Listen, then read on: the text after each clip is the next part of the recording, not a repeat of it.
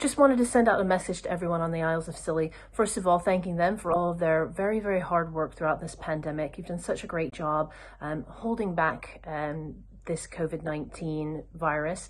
And I know that looking down this winter, it might make everyone nervous now that we know that there's this Omicron variant then that's very transmissible.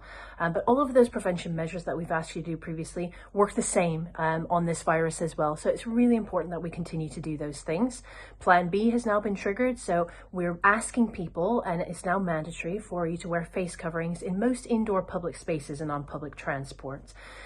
We continue to ask you to get tested if you have any signs or symptoms of a cold or flu, or those 3 classic symptoms of coronavirus. Get a PCR test. You can now order those safely and easily online through the national system, just like everyone else now, which is really, really good and really, really helpful for us.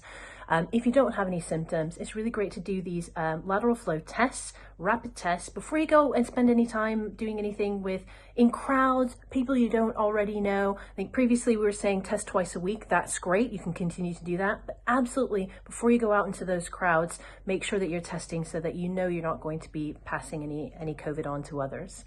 We continue to urge everyone to get vaccinated when it's your turn and you're called forward. Please do take up the offer, especially of the booster dose now. We know that Omicron could pose a higher risk to us all, and we want to make sure that you're really well protected. But do wait till you're called forward. I know Isles of Scilly has excellent uptake, and I'm really proud and really impressed with that. From 15th of December, some venues and events such as nightclubs will be required by law to check that people of 18 years and older have been fully vaccinated or have a negative test within 48 hours. So you can either use your COVID pass or if you have an exemption, that's appropriate as well. All of these measures, while it feels like we're really ramping up and sort of being a little bit overly cautious at the moment, but they're really, really essential in terms of slowing down the spread of the virus, particularly where Omicron is concerned, because we know that it transmits very quickly. It gives us a little extra time to figure out what Omicron is really going to do, how it might affect us, and how well we might be protected with vaccines moving forward.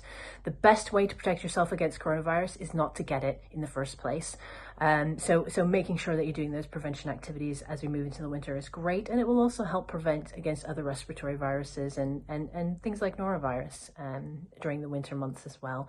I hope everybody has a safe and happy holiday season. It feels a little bit like Groundhog Day in that, you know, we were in a similar position, though not the same position last year.